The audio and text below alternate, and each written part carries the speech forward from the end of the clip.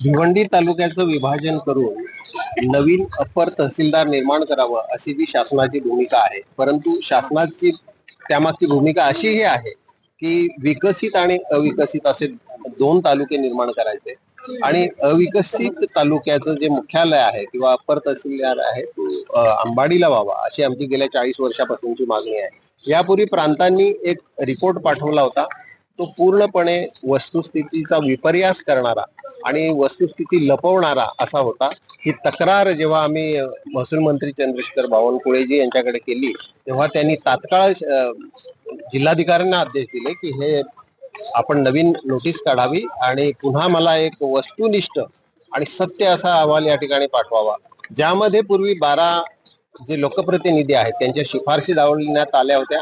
PESA अंतर्गत येणाऱ्या 37 ग्रामपंचायती आहेत यांचे ग्रामसभेचे जे ठराव होते ते देखील सादर केले नव्हते आणि त्यामुळे पुन्हा एकदा ही प्रक्रिया सुरू झाली। आमची एवढीच मागणी आहे की तहसीलदारांनी स्वतः 100% वस्तुस्थितीला धरून कुठलीही गोष्ट न लपवता पेसा अंतर्गत किती ग्रामपंचायती येतात ही सर्व वस्तुस्थिती आणि कोणता भाग विकसित आहे कोणता अविकसित आहे, कोणत्या भागाला खऱ्या अर्थाने तालुक्याची गरज आहे असा वस्तुनिष्ठ आणि जनमताचा कौल 15,000च्या आसपास जे हरकती आहेत त्या पडघ्याच्या विरोधात अंबाडी विभागाने दाखल केलेल्या आहेत आणि केवळ 1400 हरकती ज्या आहेत त्या अंबाडीच्या विरोधात आलेल्या आहेत।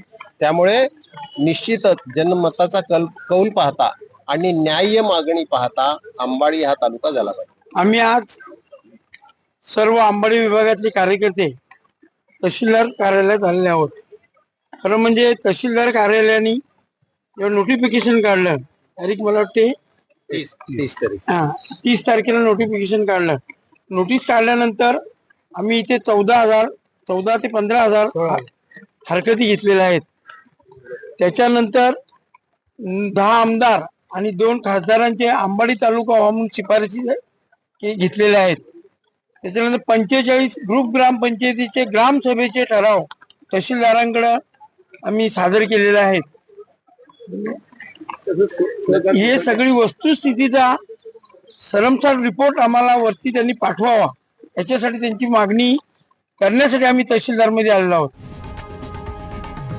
लोकशाही मराठी ऐका, पहा, जागरूक रहा।